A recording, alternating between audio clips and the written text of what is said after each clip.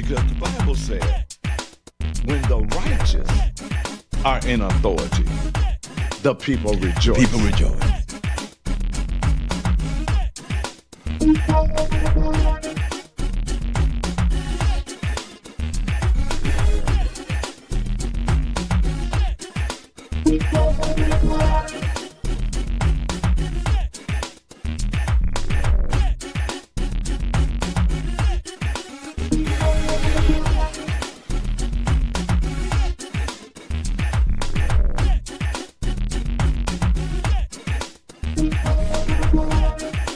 But when you look at Romans 13 in its context, Romans 13 says the righteous should not fear government. The evil should. But right now, because we voted in all the rotten trees, now the righteous gotta fear government and the evil don't.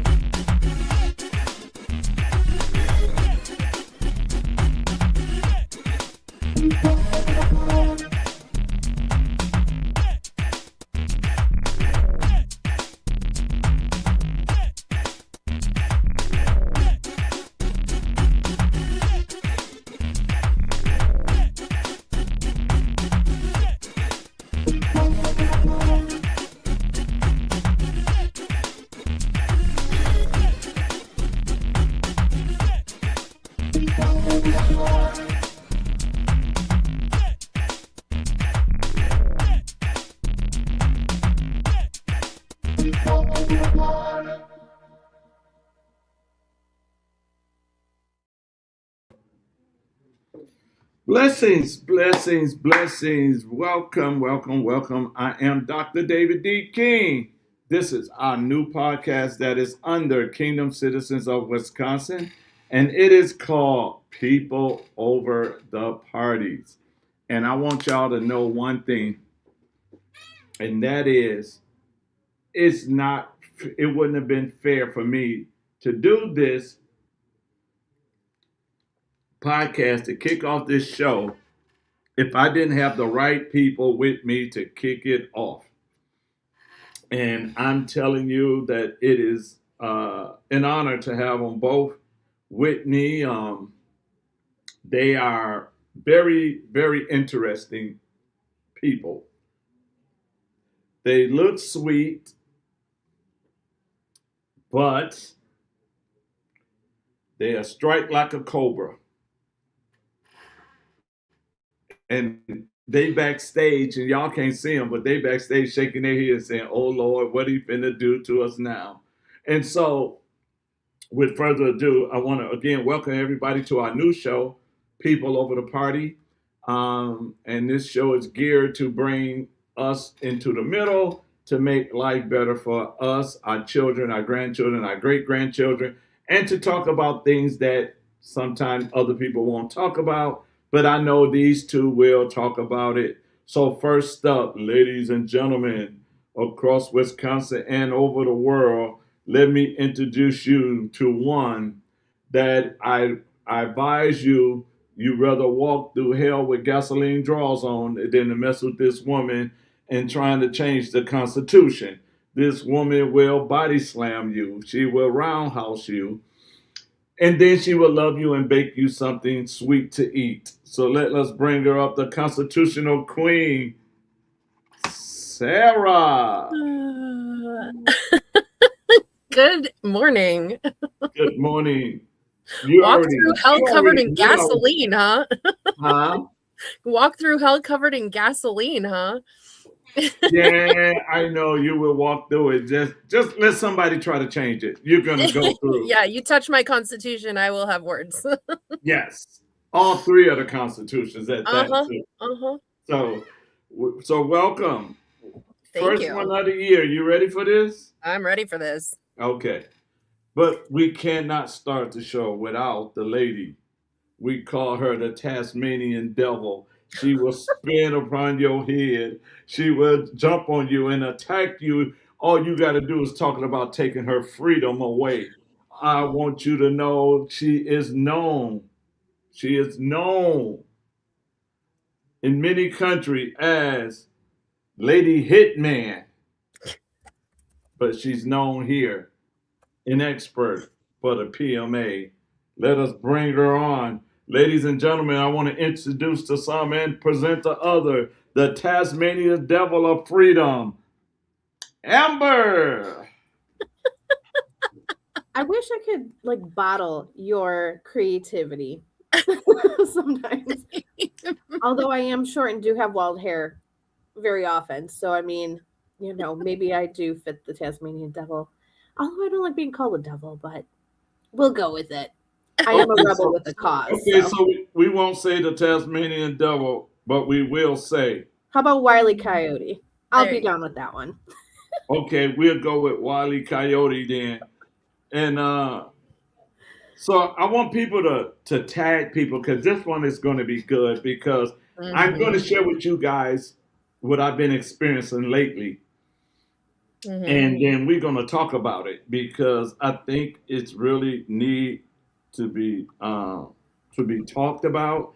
I think it's something that we need to address. And I think we can probably break the cycle from some people too. I think that in doing it, it would be a blessing to other people because a lot of them think like us.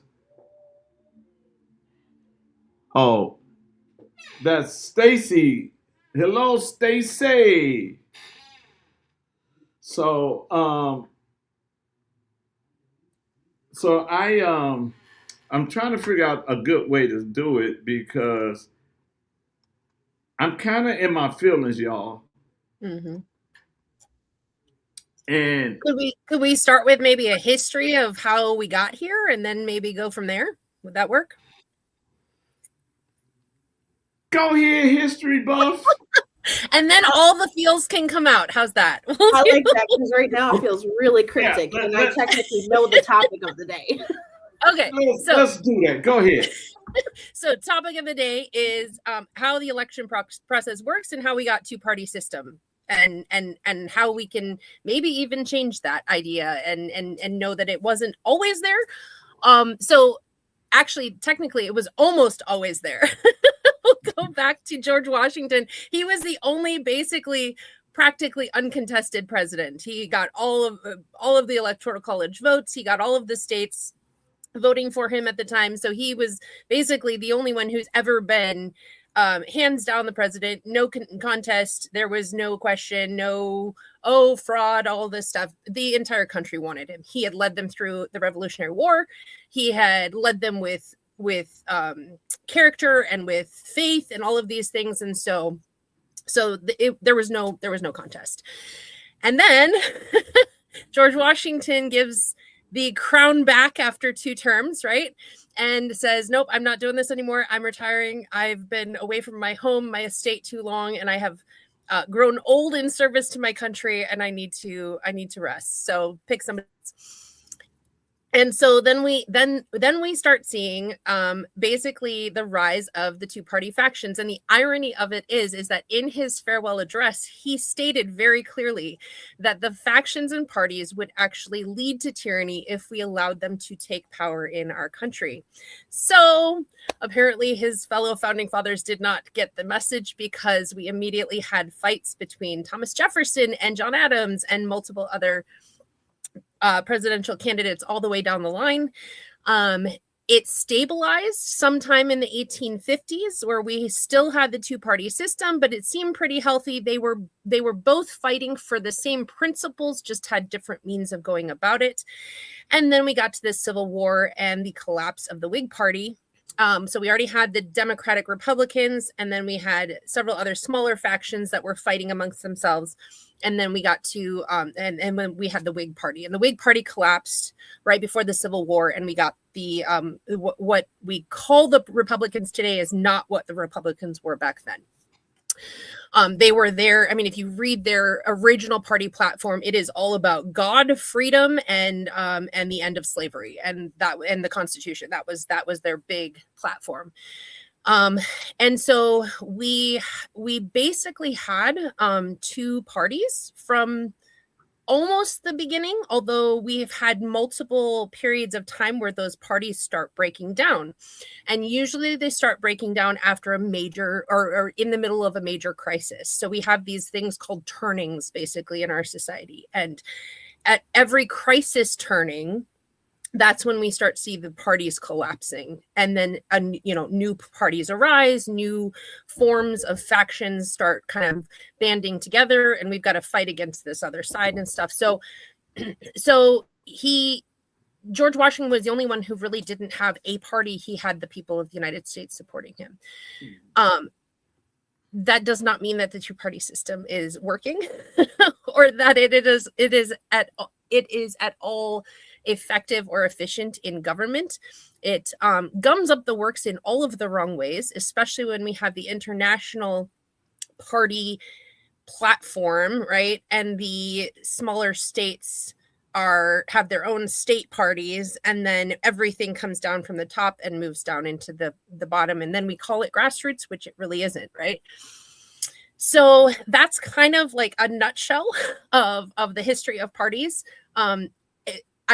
Again, the irony is so strong. George Washington and several other founding fathers argued against party factions right from the beginning. They knew how it could mess things up, and yet human nature, we fall into these factions and start listening to the higher ups and going, okay, we'll go that way. We'll just vote that way. And the crazy thing is that we had it way back when these parties were first forming, we had people arguing, well, if I vote for the candidate that I actually want, he's not going to get in because he's an independent. So these arguments have played out throughout the history of America. So it is not a new thing. But it is something that we do need to keep the conversation going about, because we need to start seeing and kind of getting ahead of the game when it comes to these crisis points in our history, and saying, okay, these parties are no longer what they were supposed to look like when they first established themselves, right? These parties, their platforms have completely changed, their ideology have changed, the people running them have completely different ideas of what this is supposed to look like. And so we really need to get ahead of that and start really contemplating, okay, we're in a crisis point in America. We're seeing the parties falling apart. How can we step forward and start bringing people from both sides to the middle and say, hey, there's a better way. There's a different way that we can take. And it's going to be scary. And maybe the first few elections, we're not going to get much ground. But if we keep pushing forward, we can start an actual organic grassroots system that says, these are our principles, this is what we stand on, and we're not going to listen to the higher ups telling us what we need to do. Well, I think we're done here now. I know. I'm just kidding. Class dismissed. You know, and I'm glad that you went back, because see, a lot of times we don't go back, and if we never go back to, as they would say, we see the letter, but we don't know the spirit of the letter. We're not going back to see what it really meant and things. And I, oh my, y'all know I'm a troublemaker. Y'all know I love having fun. Y'all know you ain't got to shake your head like that. But y'all know I get excited when controversy comes. And a lot of times, controversy comes when truth comes forth. And so I've been called some of everything. And it all depends on what side of the aisle. So I need to talk about my emotions now, you guys, because okay. I need some therapy, Oh my goodness. This is not a safe space, David. We're not snowflakes, David King. Well, it gotta be there. I got, and it's coming from both sides of the aisle, and I understand why it's coming from both sides of the aisle, because I'm like a salmon. I swim upstream. I don't swim downstream. Well, and it goes back to human nature wanting to compartmentalize safe versus unsafe, familiar versus unfamiliar. Mhm. And because of the psychology of that, we have overcapitalized on it, manipulated it really, to the point that anything different, anything not in agreement is wrong or bad. Yep. So Yep. it makes sense that you're getting it from both sides, from all sides, because there's this ideology that different is bad. Yeah. But The only thing that's bad is when it's not, truth with a capital T. Right, exactly. It's interesting how people get so caught up in the weeds on these on the surface issues, and that's the bad thing. That makes you the enemy. But if you look deeper and you dive deeper and you go, these are my fundamental principles, and somebody goes, oh, well, I agree with that too, right? Like it's so hard to get into those weeds now when we've got so many voices in our heads and so much media, and I'm talking not just the legacy media, but even just now the social media drive to push these agendas and these voices. And it's like, okay, we need to slow down as a nation, because one, the whole reason why the government was set up the way it was so that it did move slowly, so that it didn't invade every area of our life. And every time we push and push these agendas out, we're creating a fear and a solidarity behind an ideology that may or may not have good roots. And so we're not getting to the roots or good futures. Or good futures, yes. Think long-term, people. and the thing that I don't get is this. So on one side, and I'm not going to say which side is which.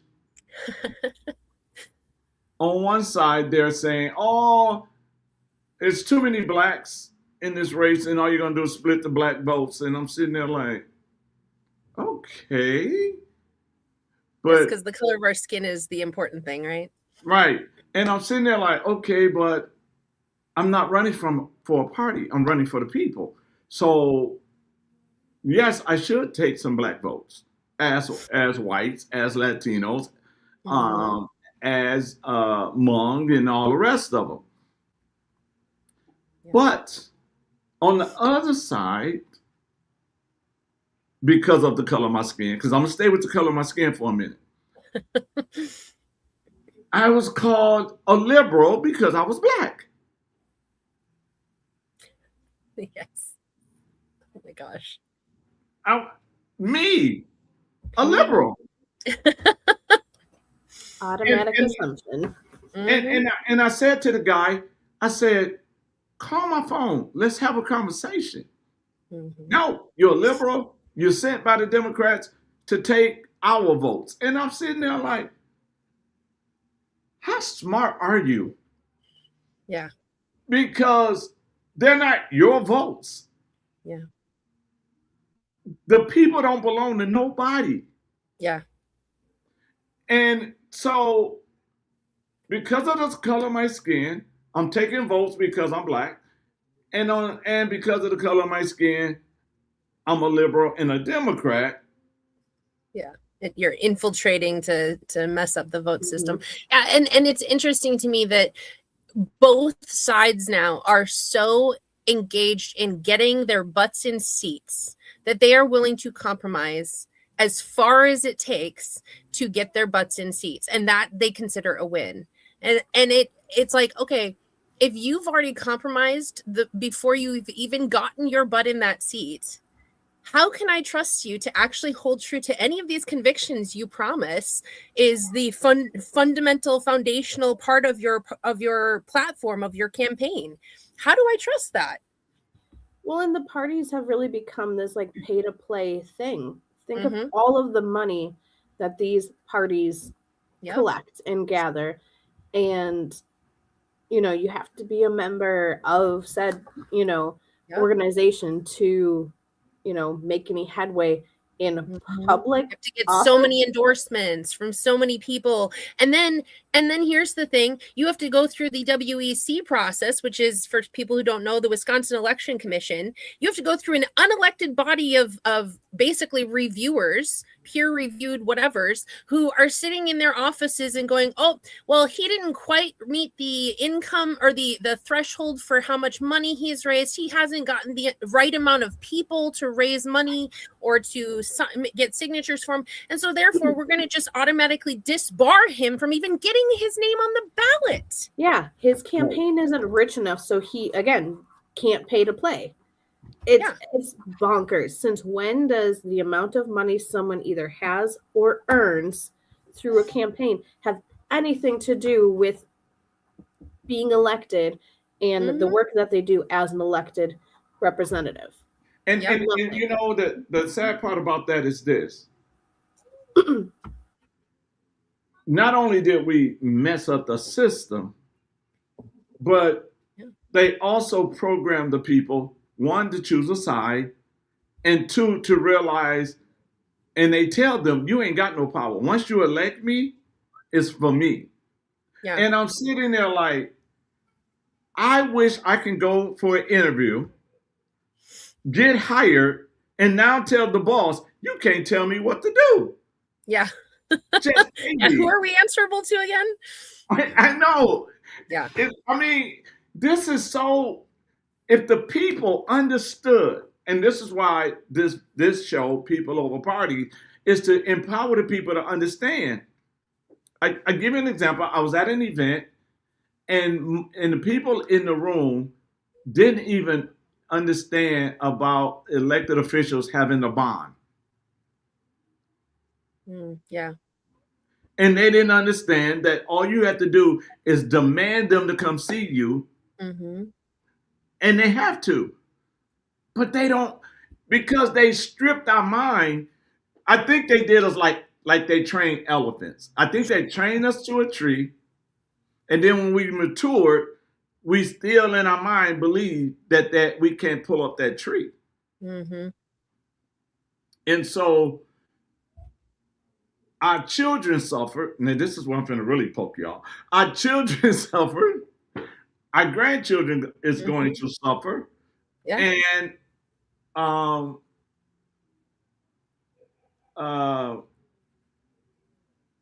it just, we're perpetuating the lies over and over again every generation. Yeah. There's a Sarah, did you see it? It's what is it called? I wrote it down. Hold tight. I got it, because this is why it's so important. Yeah. The Assembly Joint Resolution, the AJR 10. Okay. Did you see that yet? Tell me the title. I may have. I'm not always good with the numbers on them, but okay. It's a resolution that they want to put. They want to do a constitutional amendment where some want to protect the church and worship places. That if the government calls an emergency, they'll be able to shut down the church. And it's not just a medical emergency. If they use the word emergency, they'll be able to shut down. Now, yeah, define emergency, that kind of idea. Right. So there's a group that's fighting against it, and they want to put it on the ballot. Yeah. And so now we're going to let government tell us when we can't have service. I mean, we already saw that in COVID. They didn't have a legislative bill for it, but we definitely had the governor telling them we're mandating the shutdown of all non-essential things, right? Businesses and everything. And people just were like, mandate? Oh, that's a law. We must do that. No, mandate is not a law, especially since the governor is an executor of the law, not a lawmaker. So he cannot mandate that something happen for private businesses and organizations, especially the nonprofits, who are charitable organizations, who are faith-based organizations. That violates 2 points just in the First Amendment alone. Yeah, freedom of religion and freedom to assemble. Exactly. And 2 points. Yep, right there. And so, and not only that, but also the Wisconsin state constitution, the preamble and the original amendments are all there, stating very precisely that they agree with the Constitution, the federal Constitution, that these rights are God-given and cannot be infringed by the government. So we're getting back into that whole lack of education thing. We have a whole bunch of ignorant people who are listening to the mainstream media, the social media, pundits or whatever the case may be, telling you this is what this says. Read the darn constitutions for yourself. Oh, we almost got her. And then maybe we can stop being asses and elephants. Maybe we could do that, right? Like, ooh, I like that one too. Hey. and we have, and I hate to say it like this, and I'm not saying it out of rebellion, but I'm saying it out of conviction. We have to exodus so that we can think right and do the right thing, because somebody also said to me, you're supposed to be running for governor as a Republican. And I said to them, I don't believe you understand what just came out of your mouth. Yeah. And I says, you want me to waste my time going up and down the state as a Republican, knowing that the fight is already fixed. Yeah. Knowing that there's certain areas they're not going to let me in. Yeah. Certain areas they're not going to let me speak. Yep. I won't get invited to all the Reagan Day and the Lincoln Day dinners. Right? And then we talked about the WEC, but then the Republican Party has their own rules and regulations, quote unquote, that you gotta meet for them to say you can run, or even if we will and even endorse you. So that right there is a slap in my face for even thinking that. And then I also got a phone call and somebody said, why don't you come over here and run as a Democrat? And I'm not a butt kisser. So not being a butt kisser, I'm not going to get the support of either side, because I won't sing the song that they want me to sing. Yeah. What do you say? Yeah, that idea actually has a term for it. It was named after a French political philosopher, scientist, whatever guy named Duverger. It's called Duverger's law, where basically everybody falls in line with the two-party system because they're told over and over and over again that if they vote for a candidate that they would rather vote for, they're taking away votes from their own party's candidate.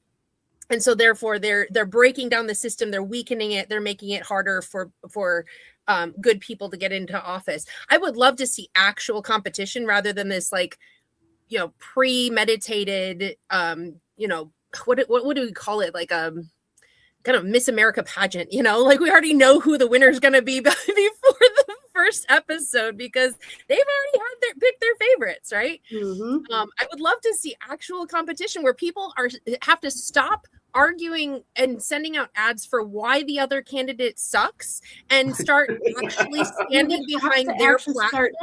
We would actually have to start teaching debate in schools again, which is why oh my gosh, I'm reading this book, Plato's Gorgias, because Art of Rhetoric by Aristotle. Try that one. That too. Or Socrates, Socrates, Art of Rhetoric.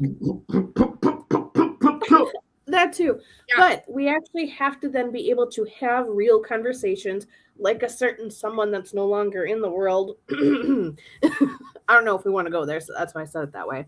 Yeah, okay, well, thank you for going. Yeah. But wait, I got the perfect rules. Yeah. All right? For elections. Perfect rule. If you're going to vote Republican, the only way you vote Republican, you have to be a paid member. And the only way you can vote Democrat, you have to be a paid member. Because there's so many people that's not paid members to neither one of those parties. Yeah. So Well, and you got to a be. lot. I think a lot of these problems go back, and we're going back into history again. A lot of these problems started coming up when we made universal right to vote. Okay, and bear with me on this. This is a controversial topic because I'm going to get a whole bunch of women who are like, "You don't think women should vote?" and blah blah blah blah blah. No, that is not the point. The point was at one point in America, you had to have skin in the game to vote on who your representatives and your leaders were going to be, because if you didn't have skin in the game, if you weren't paying taxes, if you didn't own property, if you didn't have some investment into the system, then your vote would actually gum up the system, because one, you were making decisions for people who actually were going to be taxed on these legislative on the legislative and on the executive and all of these things.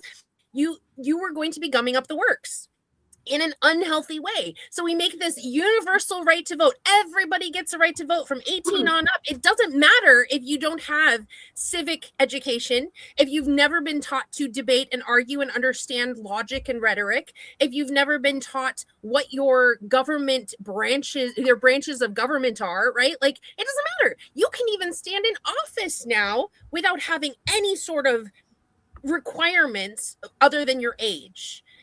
And because we changed this mindset.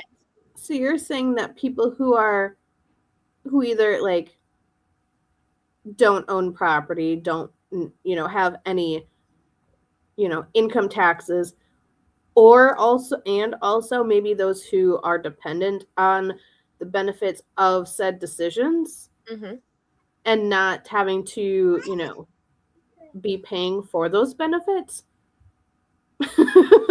Those who are dependent on the system should not be also voting to perpetuate. They should not be voting for their free benefits, because they're not free. They're based on the vote of.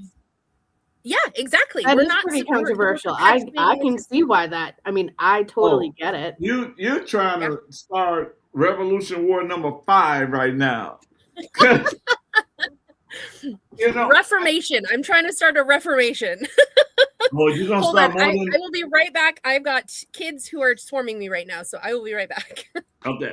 Well, while she does that, I pulled up the definition in Black's Law Dictionary for mandate, and there's a lot that pertains to specific like court orders and stuff like that. But when we look at civil law, which goes way back before even our system.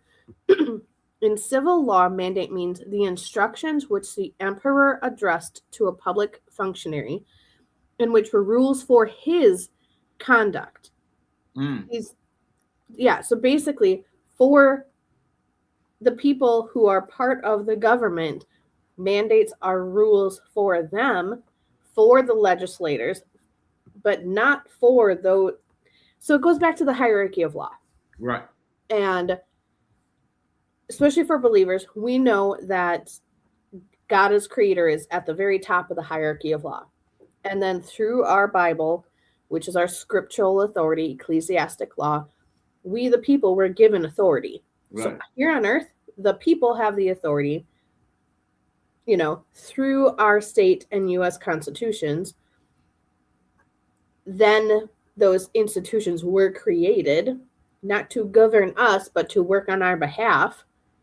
So you can't, just like children cannot govern their parents, entities created by the next level up in the hierarchy cannot govern above their rank. And that's why they flipped the narrative 100 and whatever years ago with Joseph Story's version of things, because it flipped the hierarchy. And it made the government like the top of the food chain, the top of the hierarchy, instead of being below the people who are governing it. Which means mandates don't apply to, those who are governing the government. Yeah, exactly. Well, I'm sorry, but mandate never applied to me anyway. So every time they told me, nope, you can't do that, I did it anyway. You're like, watch me. I know, right? They was like, you got to shut your church down. I'm like, okay. Here's my permission slip. Yeah, there you go. I'm sitting there like, okay, so here's what I'm going to do for you. I am going to go live. I was like Daniel. When they told Daniel not to pray, he opened up his window. They told me, you can't open up your church. And I went live and opened up the church. Yep. Because you're not going to tell me what I can do. Yeah. So. But it's so interesting to me. There were so many people who protested the churches being closed. And so you saw some people start, they started home churches. They did what you did or whatever the case may be. As soon as the government opened everything up again, guess what? They went right back to those churches who had obeyed the government, right? And it's During like COVID. so you're fighting not only against the government itself, but you're fighting against these other institutions that have their own jurisdiction that are completely ignoring their jurisdiction and not teaching their congregants, this is how you follow the Lord first and then government. And you start on the local levels and then you move up the hierarchy, right? They're not teaching that. And even some of these bigger churches who are like, oh, we're staying open, we're going to take those fines, whatever. You're starting to see the messaging change again. And it's going back to, we've got to listen to government. We got to, and it is so frustrating. This is the part where I'm like, okay, I know we're not a monarchy, but a benevolent monarchy at this point might not be a bad idea, right? I'm joking. I am joking. I just want y'all to know she is joking. So, well, and I see it too. During the height of COVID, PMA stuff was I could hardly keep up. Yeah. And now that things are resembling normal again, people are not seeing the urgency to reclaim their rights like they were before. Yeah. And so that's why I continue to this day, years later, say that COVID was a blessing in disguise, because it forced people to stop being at the fork in the road, pretending there is no fork. And they had to choose. Am I going to continue obeying, having my rights stripped away and usurped into permissions, or am I going to stand up and reclaim and restore my rights, even though that's, the less traveled path? I don't know the whole, was that Robert Frost? I took the road less traveled. Yes. Yep. And that made all the difference.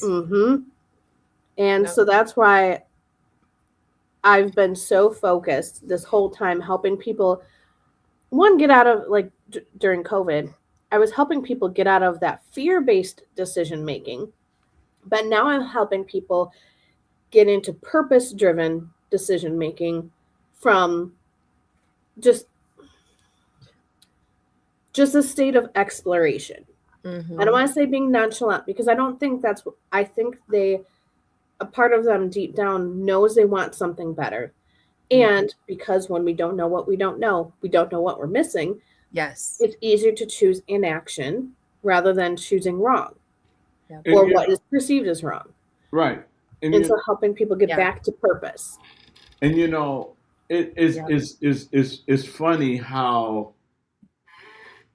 even when in election time you get an independent and you say it's impossible to win, and I'm like, have you ever traveled on an airplane?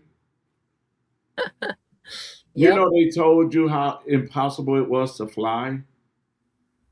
Have you ever know who holds the first record of running the 40-yard dash? And how they said it was hard to do it in that time? How they said it's impossible for women to get rights and women to vote? Do you know everything has always started with it's impossible until one person decides, you know what, let me show you it is possible. And I think that people want a third choice because they're sick of, like you say, the hate mail. So when you start talking to people and say, well, why did you vote for this person and not that person? Because I don't like that person. What did that person do to you that you don't like them? Yeah, exactly. I mean, in network marketing, for example, I'm thankful that I have been very intentional about the companies that I have partnered with, both presently and in the past, because they chose the high road. High Road Leadership by John C. Maxwell is a great book, by the way. They chose the high road. They never, or they taught us to never speak ill of another, of a competing company, or of, mainstream products that allegedly do the same thing but are just harmful. They taught us to only speak positive and truth about what we have. Yeah. And that's so flipped from the scripts today about like how hard can we bash the other side. Yeah. We just, even in our local community, we just had, one of the other county board members just emailed me and showed me a post from one of the previous county board members who's on one side of the fence, and she is going on and on raving to people that they need to get these MAGA people off the county board. It's like, she didn't name names, but she's like, there's at least 3 of them, maybe more. We need to get them off the county board. And it's like, that's what you're going to go on, because we may or may not have voted for a certain president who made that meme, whatever, MAGA, whatever. That's how you're going to get people to run ballots against us. Yeah. not that we just, have been working hard to bring fiscal responsibility back to this county. Not that we've been working hard to ask questions and not just vote yes on every matter just because that's the way it's always been done. No, we're not going to talk about that. We're going to talk about the fact that they may or may not have voted for this person that we hate. And the thing about that is this, and this is the sad part about it all. We have people, and again, January 9th, Friday night, was so beautiful to have a glimpse of what meeting in the middle looks like. Mm-hmm. And people were sitting, laughing, talking with one another, and they was from both sides of the aisle. They was from, and I'm sitting there and I'm looking and I'm sitting there like, oh my God, this is just amazing, because they was there, and they was there for one common goal: new leadership, a new vision, a new way of living in the state of Wisconsin. And when I saw that, and I'm sitting there and I'm like, oh, what you call it, sitting next to, and they don't know that what they like on the federal level, the other one doesn't like on the federal level. And I'm sitting there, and they sitting there having a conversation like they've been knowing each other forever. And I'm like, look at this. This is what the middle looks like. Now we can solve some things, because we have a common goal. We want everybody want a better life. Yes. It reminds me of the movie Ants, where the grasshoppers are the big bullies commanding all the ants to gather their food for them. Mm-hmm. And then this, cuckoo little ant goes off on this mission, brings back these, it's not the best representation, but these other bugs that he thought were like great warriors and turn out to be like circus clowns, basically. Yeah. But they still believed in a common purpose. And then the ants all stood up and overthrew these few grasshoppers. It's like keeping us divided is what's keeping us the ants. I think of another comparison, though, too, is you put a grasshopper in a jar and put the lid on it. Eventually, the grasshopper will stop trying to jump out because it's tired of hitting the ceiling. And then if they're in a cage or something and you put, and there's a young grasshopper, the older one will teach them to not jump. Yep. And this kind of goes back to, possibility even. When we keep perpetuating the fact that there's a supposed ceiling, when that ceiling gets removed, the young grasshopper then thinks they still are not able to jump out. Yep. And you know what? I think we should be like little children, like 3-4 years old. And go to somebody and say, why do you vote Republican? And then when they give you that little answer, and then you go just like a little kid, why? And why? Why? Because if you start making them think, I mean, look what's, even though they're just switching parties, but if they, and I'm talking about in the city of Chicago, but if they go to the we the people instead of just switching the side, because in their mindset they have to switch sides, but they and don't realize they really have the power, because for years they voted one way, and now they realize, oh, we've been getting screwed. So we're gonna go this way. Why go red? Why not go purple? And make that city better for everybody. You see what I'm saying? It's like, why do you have to? Because it's in our head. If I lead the Democrat Party, I have to be a Republican, or if I lead a Republican, I have to be a Democrat. What? Like, Can the purple party be represented by a platypus? Can we please? Oh my gosh, I love that idea. I'm down. I was thinking of. Okay.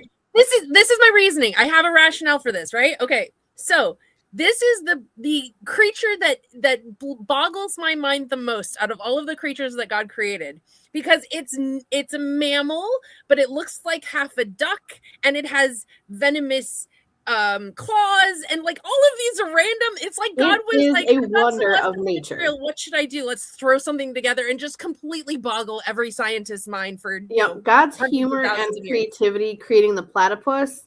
Yes, I'm down. I'm down for that. This is the conglomeration of all the people who are so dissatisfied with this, and they actually want to do something about it. And so they're going to look so completely crazy and so completely mind-bogglingly not possible, right? And yet then we're going to actually be the ones to take over and go, this is how the party is supposed to look, right? We the people. This is the people, and we get to represent this nation, this state, in the way that it was originally intended to be represented.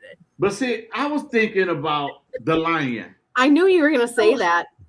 But let me explain why the lion. Let me explain why the lion. The lion is not the smartest in the bunch. It's not the biggest in the bunch, right? It's not the fastest in the bunch, but it runs the jungle. It runs everything. That's because king of the jungle. That's because the king of the jungle actually depends on the women in his flock, or in his herd. Is it herd? Pride. Sorry, in his pride to do the dirty work for him. Okay, now watch this. But wait, watch this. Both parties depends on the women to do the work. Well, I mean, we do outnumber him right now. We do. Yes. Yeah. And the reason, and also reason the lion is not afraid of anything. The lion looks at an elephant, and big as that elephant, and all that elephant does is got to step on him, but he still look at it as lunch. Yeah, but I could see that part being a negative though too, because lions are predators, and we don't want to be seen as predatory. Preying on the weak. But you got to remember, a lion got to roar. And he only roars after the victory. No, actually, that's not true. So the male lion of the pride roars, and all of the animals run away from that roar because it terrifies them. He's sitting in his little royal throne over there, and he's roaring and scaring the prey right towards the females, who are faster and stronger and take out the herd. Okay, so now watch this. So now watch this. I roar, and y'all go gather up the votes.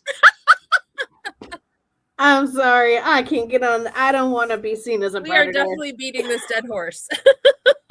I still think the lion. What about the eagle? Eagles can be pretty easy. It's overused.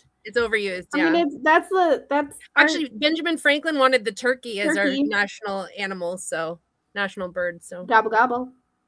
There you go. Can you imagine like they do in Aldi when they do the Oh, what are they doing all day? Hey, I Oh, figured caw. you would be wanting to do the turkey. I'm still going to vote for the platypus. But here, look at this. We have a minor disagreement on even just like the animal that we want us to represent this new group of people, we the people, right? But it's all in fun. It's not, we know there's deeper issues that's what we agree on. Those foundations. I like Rustin's idea though with the deer because it always seeks after it Deer. and stands in beauty. Think of That's how nice. majestic Deers a get buck hit by standing cars too is. much. They're majestic, and they can defend too. The mamas too. Yeah.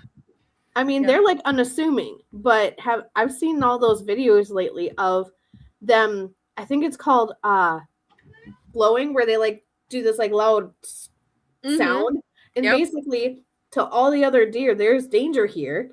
Mm-hmm. Which Okay, I so did not know they did. what about a gorilla then? Gorilla. Oh gosh. Gorilla herds. Do you know how like abusive the male, like the king male gorilla is to his? Yeah, he's pretty nasty.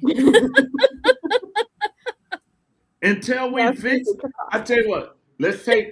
The gorilla and the lion will go in and tear stuff up, and then we can turn into the platypus. The platypus. There you go. Be the jungle. How about just be like a jungle vine representing like all the animals? How about I like that. I really like that.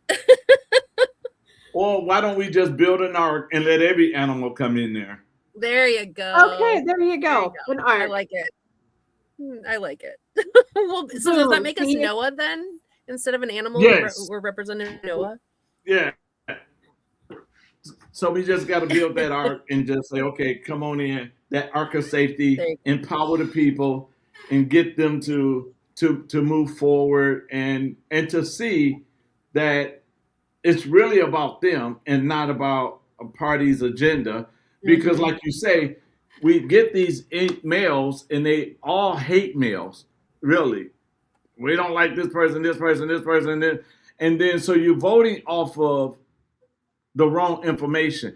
Can you imagine Sarah owns a company and she's looking for a district manager, and me and Amber is going to the interview, and I'm saying all this crazy stuff about Amber, and you be like, now how do that qualify you to be? Yeah. Oh, good. I know now that once you take the job, you're going to be bad mouthing all of the other employees. That's a great idea. Yeah. Mm-hmm. Yeah. And then when I don't get nothing done, I just blame everybody else instead of taking the blame myself. Yeah, that is probably between that or, going on a blind date and someone complaining about their ex the whole time, or, their baby daddy or their sister or their mother, the crazy ex, whatever. Sorry. Toby. Yep. No, that's totally true. It's the same concept. Why are we voting on someone on their ability to badmouth everyone else? Yeah. Going back to what you said, Amber, they do not know how to actually debate the issues that are important to them. And so therefore, I just watched something called, so there's a guy named Dad Saves America. He's kind of one of those middle guys, like he doesn't want to talk about both, like either side, and this is who he supports. He wants to talk about the issues, the actual foundational principles. So he actually did a documentary, and it's amazing. You guys should watch it. Dad Saves America. It's a documentary on debate in America. And this is the National Debate League, right? They're teaching students not to debate based on issues and on current events and on foundational principles. There was a whole method of debate. I can't even remember what he called it. Wait a minute. What'd you say the name was? Dad Saves America. John Popola, he does a lot of documentaries on education and stuff like that. He talks a lot about different issues that are going on. But anyway, he does this documentary on the debate, on the National Debate League. And there are people, fortunately, who are seeing these problems and going, okay, we're going to start our own debate leagues. But he does a whole show on this one form of debate where what they're doing is they're basically stream of consciousness. They're getting out in as little time as possible. So it's something that would take an hour to actually go through. They're getting it out in 5 minutes. How do you can't even understand any words. They're just using buzzwords and they're just throwing out buzzwords over and over and over again. And so there's no come back to that, because you can't, like, what did we even hear? There's nothing. You're just hearing these kids spew words. I want to read. It's exactly what you're talking about. So this is from the Gorgias book. Yes. Yes. And I'm not actually even into the dialogues themselves yet. This is the introduction into really what they were, their purpose, and all that. It says, a preliminary question needs to be asked. Why did Plato write the dialogues? I'm not going to read it all verbatim. I'm just going to read out of this paragraph the stuff I underlined. One possible answer to the question lies in Plato's adoption of the method of his teacher Socrates, who appeared to have believed that real progress in philosophy is made by mutual discussion of issues of importance by two or more individuals, rather than through through solitary monologue, which appears to have been the main teaching method of the sophists. It also allows individuals under questioning and in interaction with others to examine their own values and assumptions. The pressure of defending beliefs also reveals individual psychology. The emotional and temperamental aspect of personality is for Plato quite as important as the intellectual. Yep. That is why we have real debates. Yes. To get behind the individual and to know who they really are, their character, their psychology, as well as their intellect. Yep, exactly. And you're the idea that every idea is a good idea or every idea has equal value is such a big lie, because that's merit, or we wouldn't have debate then at all if that was true, because then every idea is equal, so therefore we can't really debate anything, right? No. And then you go into the idea of like the sophists, right? Their methods actually seeped into the church, even where we have a preacher standing up there teaching a message and saying, hey, this is what the Bible says. And we don't have any actual gathering together, studying the Bible and debating and discussing and dialoguing over what we're reading. It's just sit in your pew, listen to the preacher. He's going to preach 20 minutes just to make sure we get home for the football game. And then that's it. You can't ask questions. You can't, like, this is not how the church was supposed to work. We were supposed to meet in one another's homes and share meals together and discuss the issues of the day and community service and doing all of this active learning and listening and thought and just actively engaging in culture, in the ecclesia, right? The public square. And we're right back there with the sophists, just sitting and listening to whoever's got the loudest voice telling us this is the way it is, guys, right? Yeah. I mean, they fully believed in much more governmental hierarchy. This whole sermon-centric philosophy, whether it's in public speech today or in the church, it was one person speaking and many passively listening. Yeah. There was this hierarchical differentiation and division of, the sophists, the philosophers versus the common folk. Yeah. And just the leadership structures with that. Yeah. I ordered a new book, and I think you guys might want to order it. It's called. I might already have it. It's called The Iron Triangle. I don't have that one. And in this iron triangle, it shows how they use the church to weaponize emotions to get people to vote, and it's weird. I'm trying to pull it up because I just ordered it. The Iron Triangle by Vince Everett Ellison. Oh, I listen to him on occasion. Yes. And it's going to, for me, I'm just waiting on it to come. Wait a minute. Let me make sure it's by him.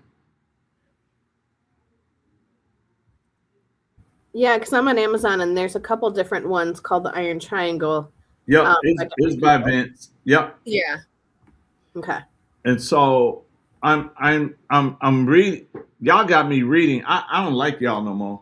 Between y'all and my friend Dave, You know, don't get in the conversation. Y'all will love Dave, but don't get in the conversation with Dave.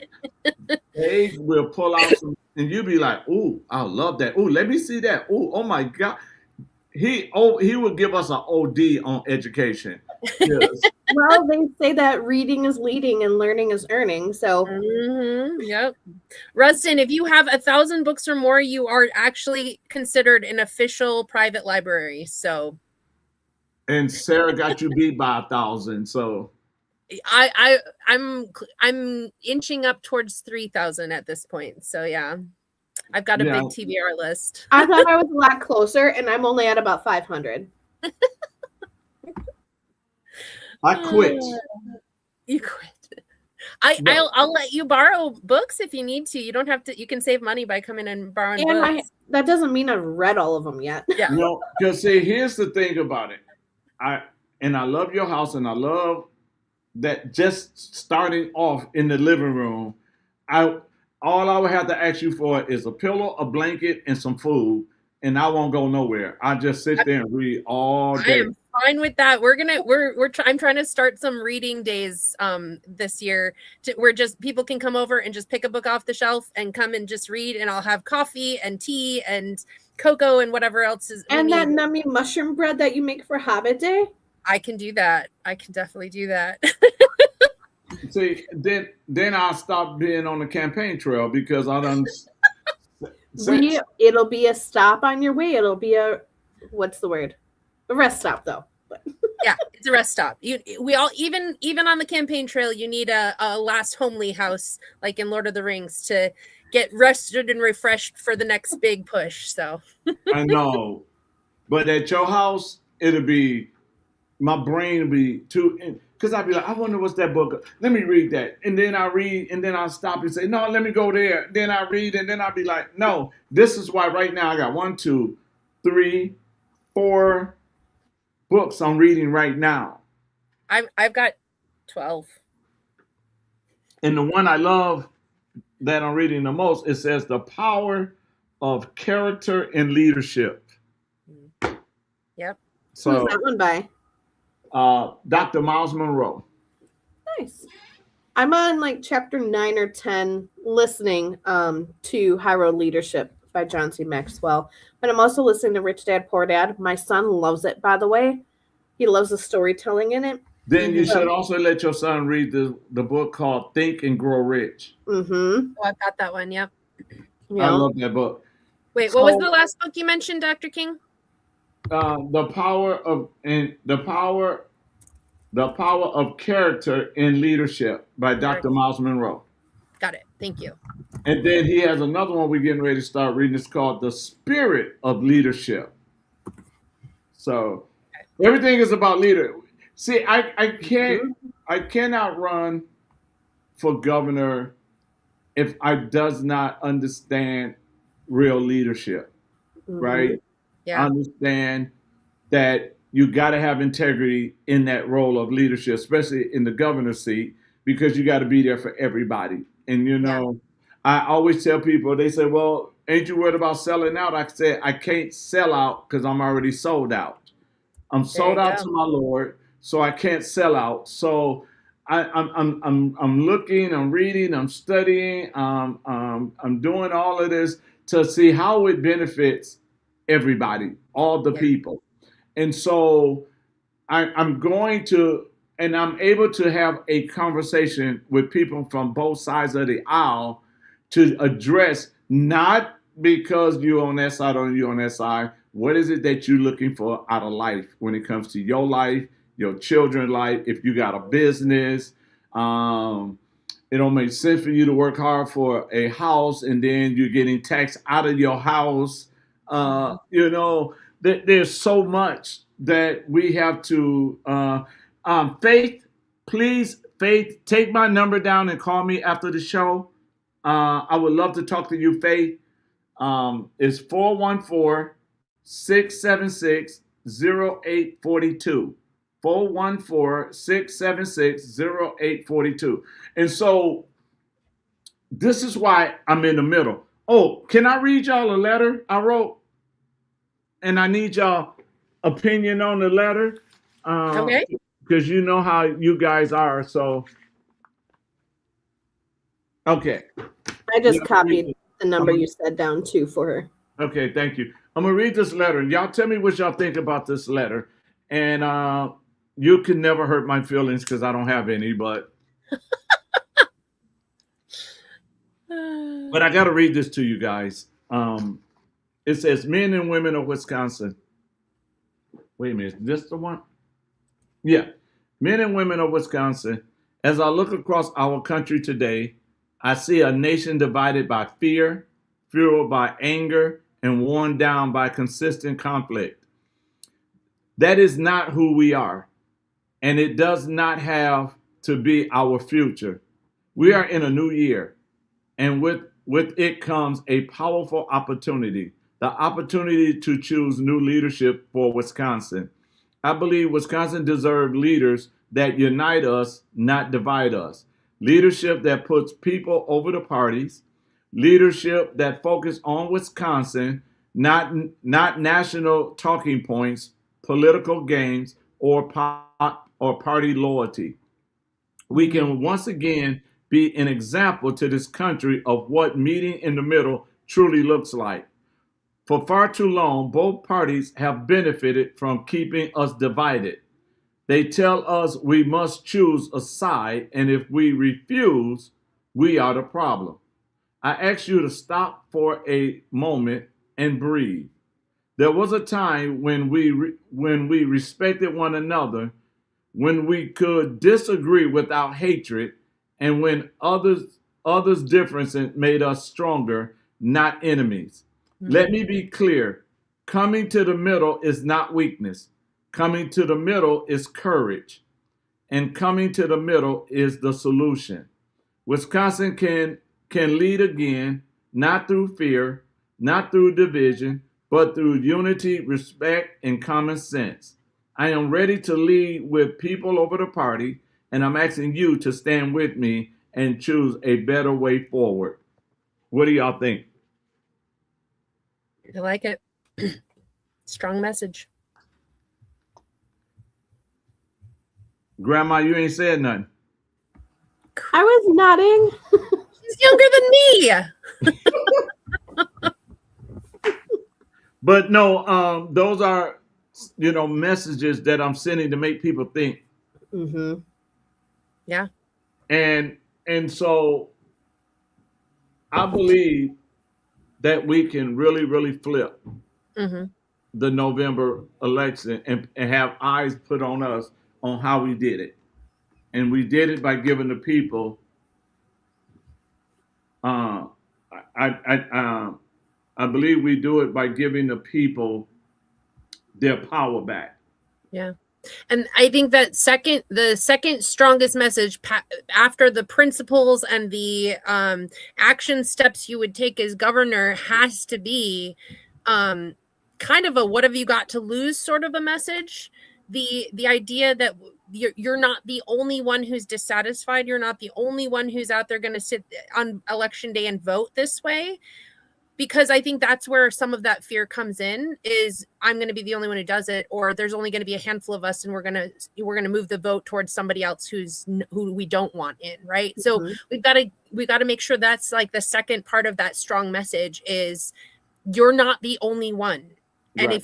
if you think that, then we're never going to make a difference. We have to be no more of this. What does my vote matter? When all of us decide my vote does matter, that's how change happens. I mean, even Chrisanne Hall talks about, and you guys know I love her, how only 3% of the population needs to stand up to make a change. Yep. Yes. The second that 3% stands up and makes a decision, I'm a 3%er. Yeah. And look at the fact that how many voters do we not have even going to the polls? They're registered or they haven't registered, but they're of voting age that we don't even have going to the polls because they're constantly told you have to vote for these two people, one of these two people, and your vote doesn't really count in the end anyway. So, right? Like, which is kind of a weird, like, juxtaposition. It's two completely opposite answers, but the idea is that we need to get those people motivated. And how do we do that? And I love how you do that, Dr. King, going into neighborhoods that don't vote along the same party lines that you might have in the past, right? Right. But they're sitting down with you and listening and going, oh, that's what you are. That's who you are. Not this, big boogeyman that I see on TV that they keep telling me that side is, right? And you're sitting and you're having those conversations and even disagreeing about things. But you're having those conversations and saying, what if there was a third way? What if there was another option? Why? What if what we've been told our whole lives is actually not true, right? And I like what you said earlier, Dr. King, too, about kind of getting back to that childlike mentality, asking why. I think studies show that when you ask why 6 times, that's when you really get to the core answer, the core reason, the answer. And so the fact that you're already kind of going into this looking like 6 layers deep on the why, and thinking about those levels, think about those layers, and then really getting to the true heart, I think that's where the success is. Because like Sarah said, once we can kind of get beyond those barriers of parties, there are core values that we do agree on. And you are able to focus on those and get to those points. Yeah. That's why none of my literature will ever go out saying this person is this or that person is that. Yeah. I'm going to just put out solutions and unity. That's it. Yeah. Because for far too long, we haven't gotten anything because of the fact that people just pointing fingers. Yeah. Yeah, for so long we've been wanting this whole idea of like bread in circuses, right? Like the gladiator games. Let's see how bloody we can make our opponent before we can survive and make it to the top. Well, and to that point, talking points that have nothing to do lawfully with the role that you are running for.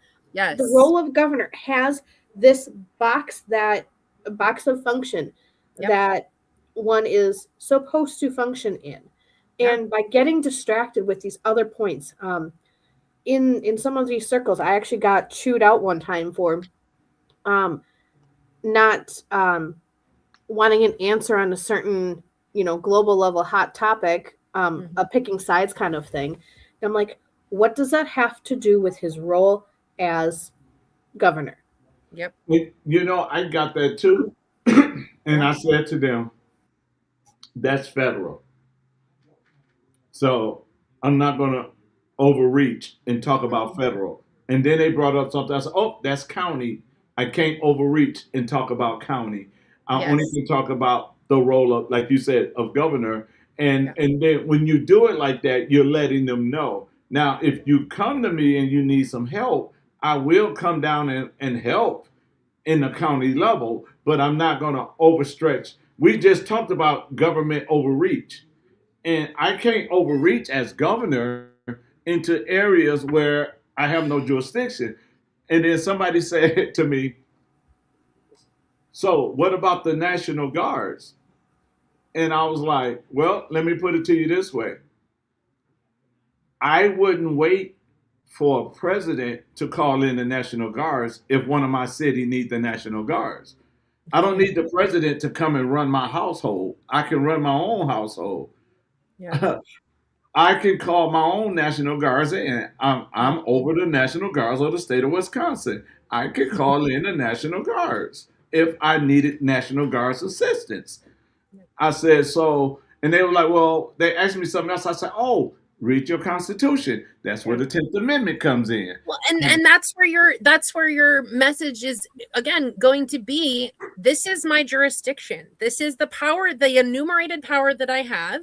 And I'm not going to wait for the federal government to come in and save our butts, right? I'm not going to wait for the federal government to come in and say, oh, here, this is the money that we're giving you for this thing, right? We're going to say, no, this is the money we have. This is how we're going to make it work. And I would like to work with Congress, with the state Congress, state assembly, to actually make this work instead of constantly pushing for more or pushing or waiting until the federal government has to come in and solve the problem, right? You're, as the executor of the laws of the state, the Constitution of the state of Wisconsin, that's your role. And if you can get that message across and say, hey, anybody who tells you this is, if somebody brings up, oh, what are you going to do about this? If anybody tells you that I, as a governor, can do this, they're lying to you, right? And then you're going to get people thinking, oh, what does the governor actually have authority over, right? What can I demand that he do? And then, oh, that's not in his jurisdiction. I need to go to this person to talk to them about that, right? So you're continuing that conversation of saying, this is the enumerated powers that I've been given as the executive of the state of Wisconsin. And I have to uphold that within the bounds of the Constitution. All three of them.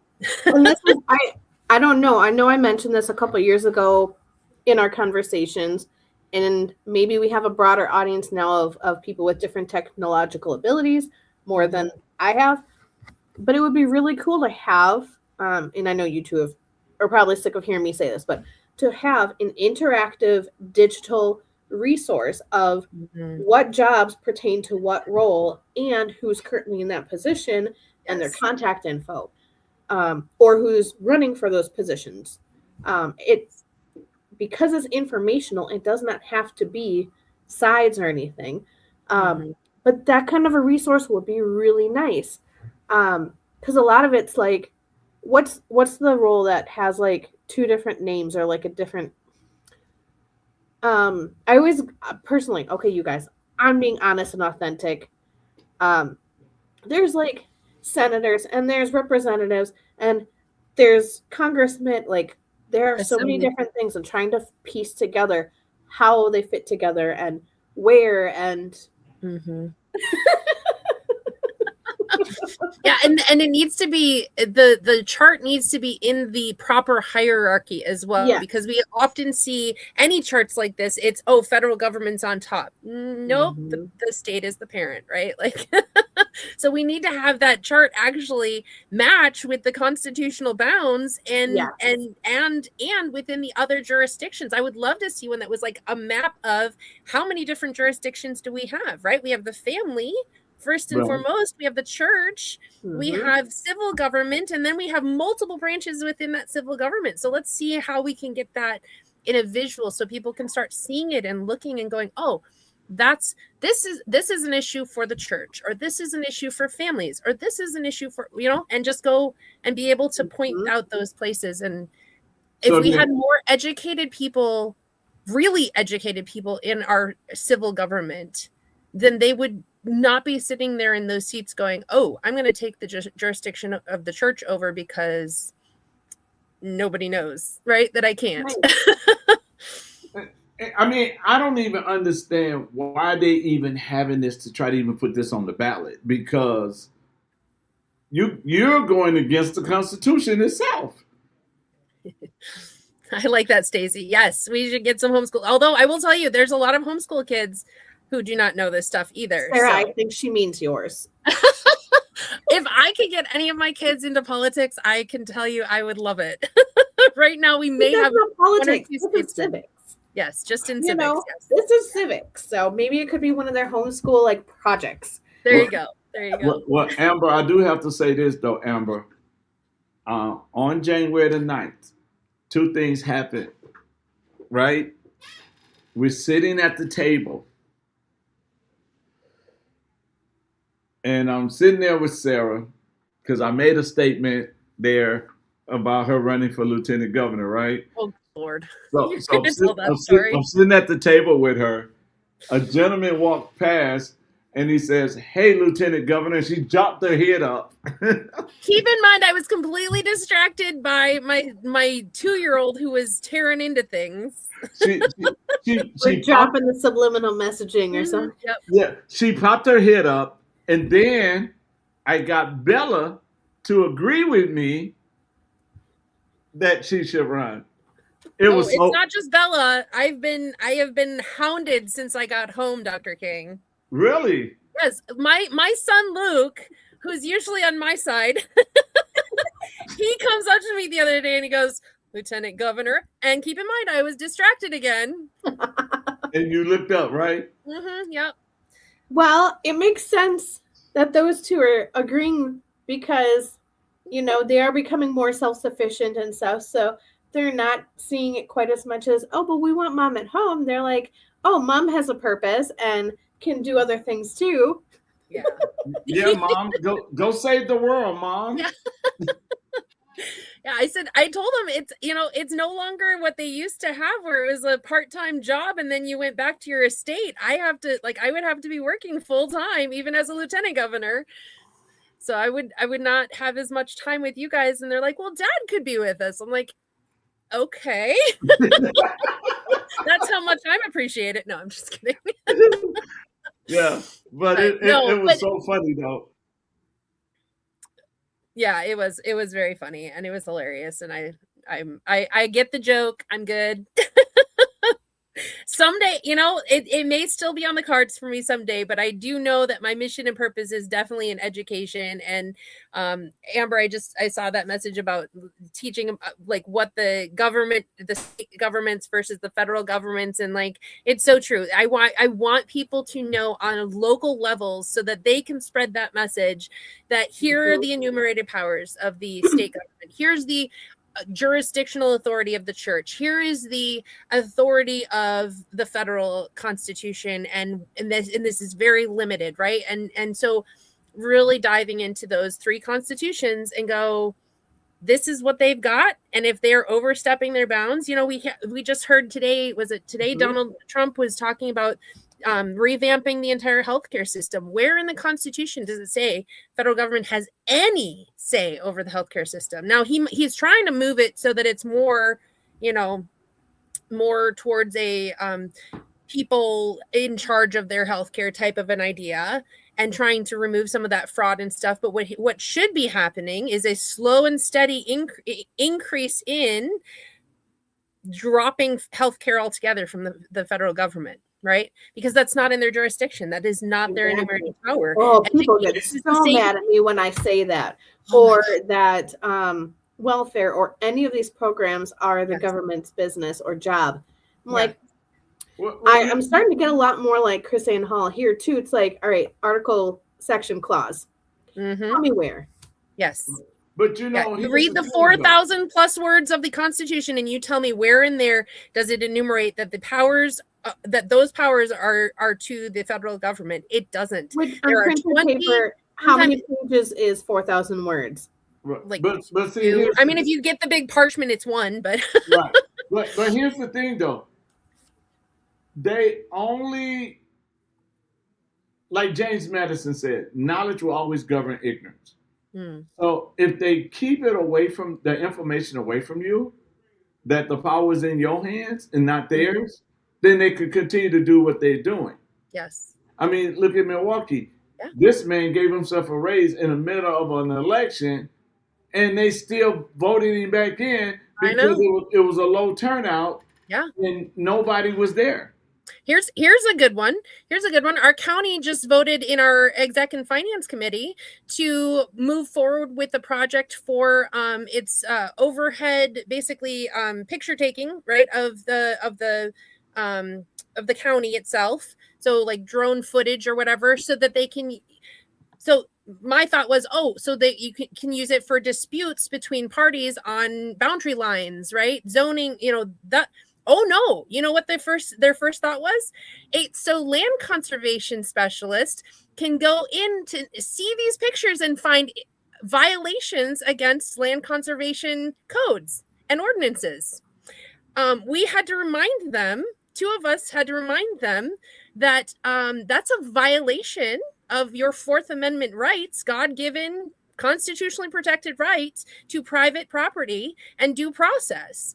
You are not allowed to, without a warrant, go in and search somebody's property. And I don't care if it's drone footage or not. And they're like, well, we can use it. We can use it just to flag things if we need to, but we're not going to use it to enforce. No. You're using it right away to enforce it. You're using it as a I'll do you one better. DNR is not constitutional. Mm-hmm.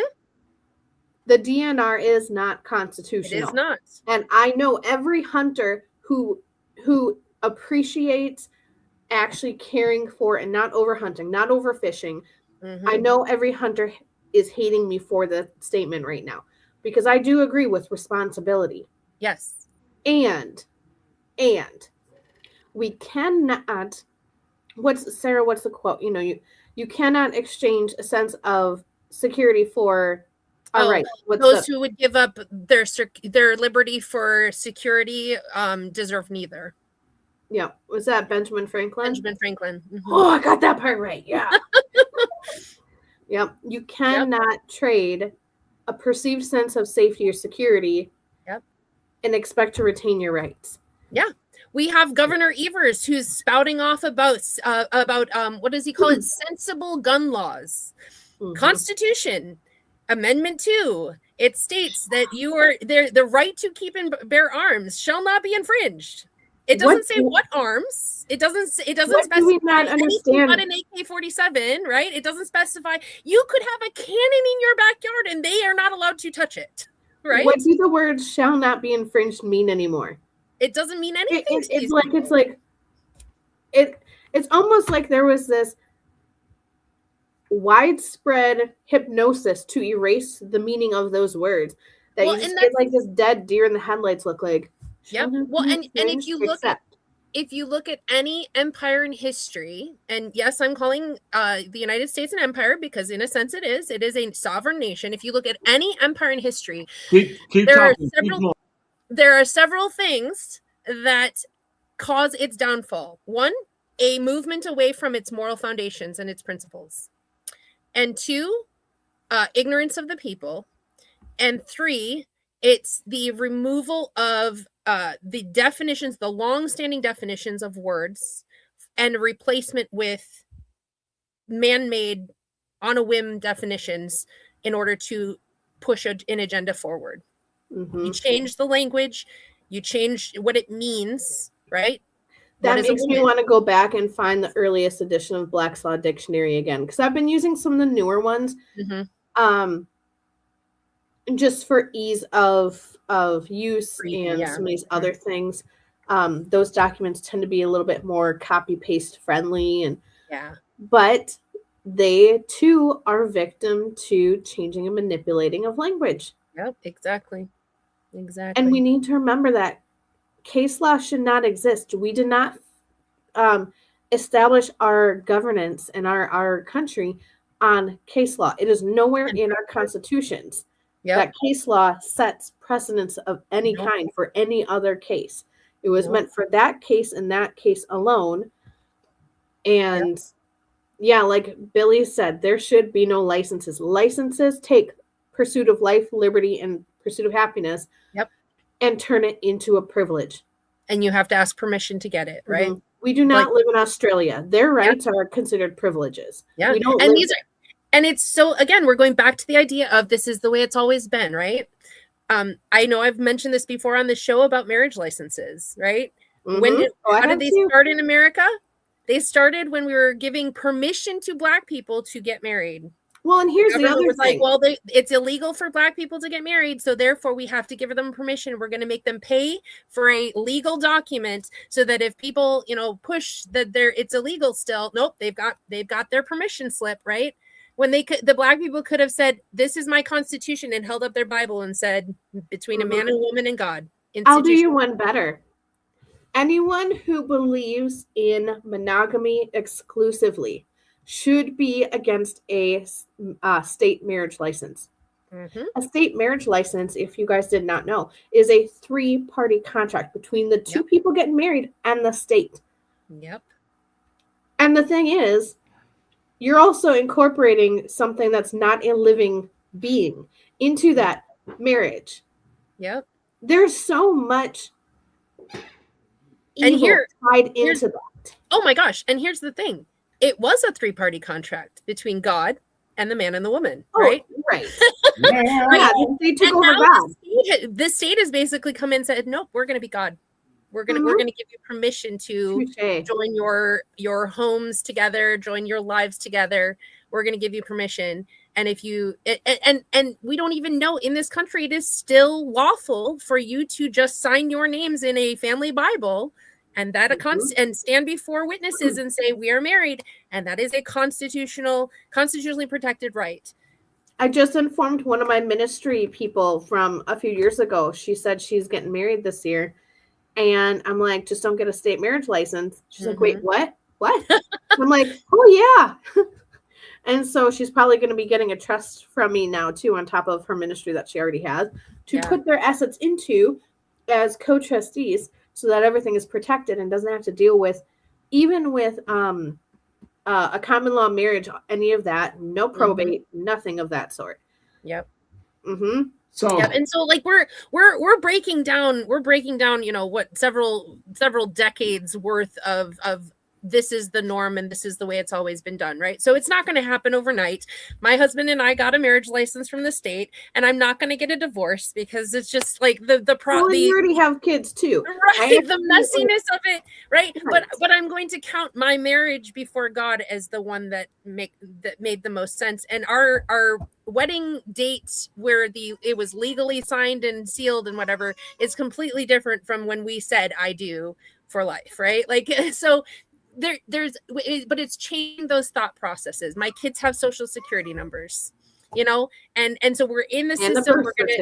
We're working within the system right now, but I'm hoping in the next few generations that we're going to be seeing more and more people saying, nope, this system is not working, and so therefore I'm moving away from it, right? And it's going to take a lot of time. It's going to take a lot of energy. It's going to take a lot of work, hard work, but teaching this to future generations so that future generations do not get caught up and do not get entangled in these.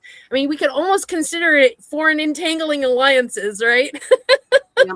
Well, and so, yeah. Oh my gosh. That's slightly creepy, Dr. King. Just slightly creepy. I have no words. I literally lost what I was going to say. He's saying, meet us in the middle. I remember what it was. Like Sarah said, like this is going to take a layered, multifaceted approach. And this is why, like, another reason I want to encourage people into finding their purpose.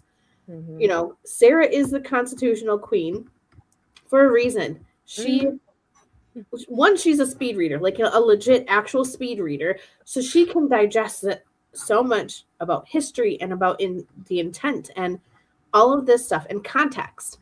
You know, I do a lot with PMAs, these private member associations, more so these unincorporated ministries and churches now. I'm also teaching a lot more about purpose and getting people aligned because of this. You know, we all have a different role to play and something else we're going to have to do at some point. And there are people in several states slowly working on this, but reinstating the state citizen registries to get us back to being state citizens, not 14th Amendment citizens subject to the federal government. Like that's a whole other layer that we have. I don't even know if we've touched on here, but it's another layer. So don't let this overwhelm you. We're just talking about the mile high view. Yes. You know, but this took over 100 years to get this system in place, right? It's going to take a long minute to undo. Yeah. It's not an overnight. Rome didn't fall in a day, and it didn't rise in a day either. So we need to remember that as we're working, not get discouraged by all of the details. We pursue our own mission and purpose within this massive mile high view. And we're going to see change. We're going to see it. I mean, the Great Awakening happened over decades. In November. It starts in November. People were born at the beginning of the Great Awakening and died at the end of it. And in the process, it was not called the Great Awakening. It was local communities coming back to faith. They were pursuing faith in God, and they were pursuing the old traditional foundational principles again, right? Yes. And it was only historians who later went back and rewrote and said, hey, this was the Great Awakening, right? So it's the same thing with any empire. It cannot rise without God's aid, and it cannot rise overnight and just somehow, unless you're a tyranny and you decide to just overthrow the government. But even that takes time to get to that space. I mean, Hitler did not come to power in 1941. he was coming into power over the few years prior. So Yeah. Right. Yeah. I mean, it's just like Esther, for such a time as this. Every single one of us is here for such a time as this. We all have our unique purpose in existing in this place and time in all of Earth's history. We are placed in this moment here to do something, whether it's helping other people overcome something we've already overcome, or a grand vision for restoration. And so know that we have been given and ordained and authorized with the stewardship of this great purpose. And just like in Frozen 2, just do the next right step. Yep. I'll use that as my closing line, but Yep. the next right thing. Yes. Frozen 2. Frozen I 2. love that movie. I'm sorry. Hey, I know Disney's evil, but I No also judgment. realize I'm human and I gotta have something. Every once in a while, even evil can tell the truth, right? Right. Exactly. So as we close this out, I think that because Sarah put on Facebook 30 minutes, and I don't know why she did what? that. 30 minutes? What? You did. I said we were starting in 30 minutes. I thought you said. That's what you said. Is that No, what you I said? said we were starting in 30 minutes. Yeah. No, I thought you said it last 30 minutes. Nope. Nope. Okay. But I do need to get going because I do have some county board stuff that I'm going to be doing. I know. I got a lot of emails to send out. I have a quote though. I have a really good quote. And I got one. Go ahead. Okay, so my quote is from George Washington's first inaugural address. He states, "Such being the impressions under which I have, in obedience to the public summons, repaired to the present station as president, it would be peculiarly improper to omit in this first official act my fervent supplications to that almighty being who rules over the universe, who presides in the councils of nations, and whose providential aids can supply every human defect, that his benediction may consecrate to the liberties and happiness of the people of the United States a government instituted by themselves for these essential purposes, and may enable every instrument employed in its administration to execute with success the functions allotted to his charge. In tendering this homage to the great author of every public and private good, I assure myself that it expresses your sentiments not less than my own, nor those of my fellow citizens at large less than either. No people can be bound to acknowledge and adore the invisible hand which conducts the affairs of men more than those of the United States." All right.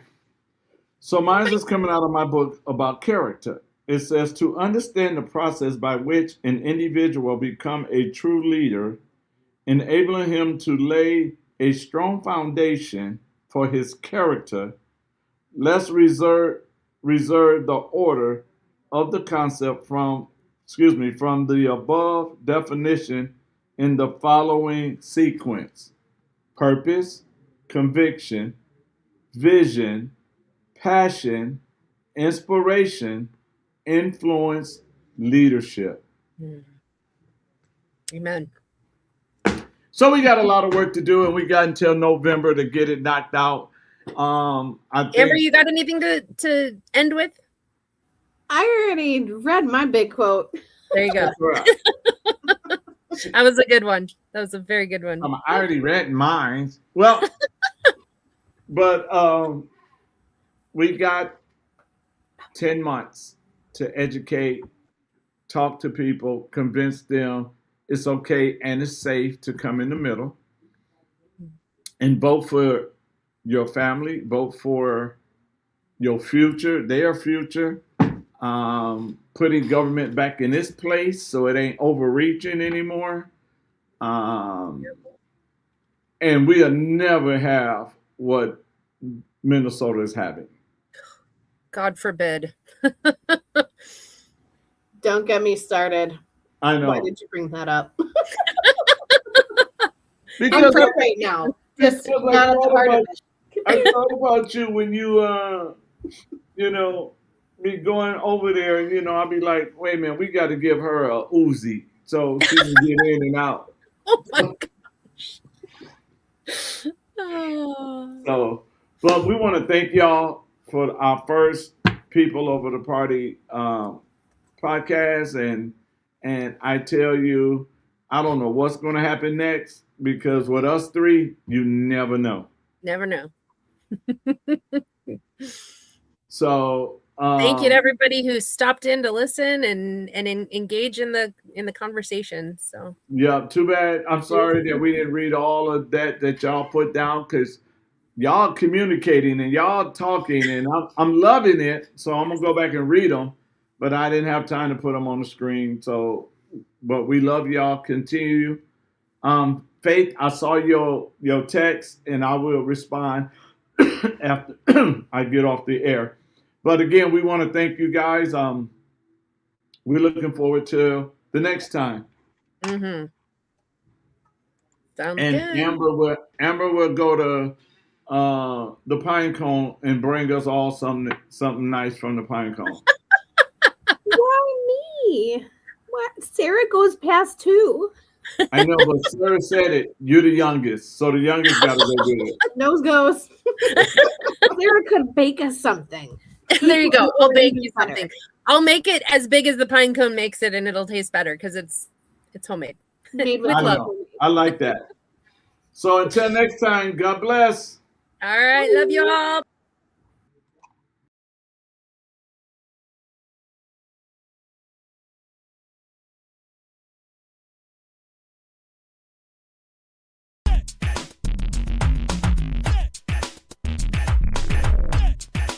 Because the Bible said, when the righteous are in authority, the people rejoice. People rejoice.